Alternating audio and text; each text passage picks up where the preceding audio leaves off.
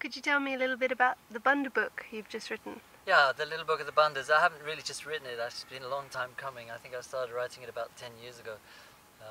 But of course, it's rewritten itself quite a lot in that time. But basically, it's an exploration of the Bandhas as natural phenomena, and how they can be applied to yoga posture practice, so that yoga posture practice can be yoga, can invite deep integration on the basis of physical action. And it explains what the bandhas are. It has practices for developing the capacity to do the bandhas, and then it has practices for applying the bandhas. And of course, it explains a little about the effects of the bandhas, from anatomical through physiological, neurological, energetic, and spiritual benefits of the bandhas. So even though it's not a massive book, it's quite comprehensive in its presentation of the bandhas. Is it something that a posture practitioner, it would be helpful for them to know about this? I think for any yoga posture practitioner to know the existence of the book and not to buy it would be really foolish, because there's a lot of confusion about what the bandhas are, what they're for, what they do, and again, most of what people believe about the bandhas is just Chinese whispers. They've been told that by their teacher, who was told that by their teacher down the line, and there's very little real understanding of what the bandhas are at large, and people have tried, a few people have tried to sort of make sense of the bandhas, but they've tended to do it from primarily an anatomical point of view. And yoga is not an anatomical process.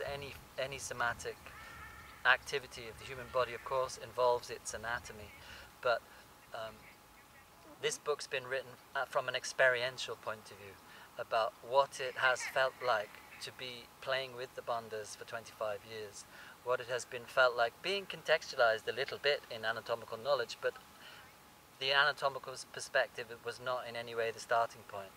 You could say the starting point was what yoga has done for me.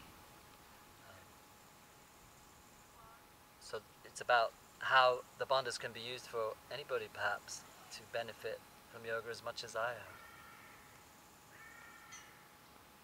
Would you say that they're quite an important element within yoga posture practice? I think they are the heart of yoga posture practice as muscular events, and their physiological, neurological, energetic, and spiritual consequences, but I don't think they need to be conceptualized to be present.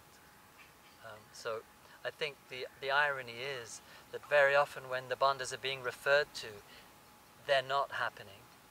And sometimes, as in the Iyengar method, where they're not being referred to, they very often are at least trying to be present, because the bandhas are really just a conceptualization of the subtle muscularity of integrity. And so any approach to yoga posture practice that really genuinely is concerned with the integrity of the body will come towards the bandhas sooner or later. But if one's practice is just conceptualized, the pursuit of the bandhas as a concept, contract your anus and press your abdomen in, then the bandhas are not going to be there. That's not what the bandhas are. They are natural muscular responses of the intelligence of the body to its activity in response to gravity. They don't need to be done, and in fact, my experience as a practitioner and a teacher is that any attempt to do them displaces them. So we have to approach them indirectly, from the vulnerability of the joints, and integrating the vulnerability of the joints through the refined use of the power of the muscles. And do you explain all this in the book? It's all explained. All 8 bandhas.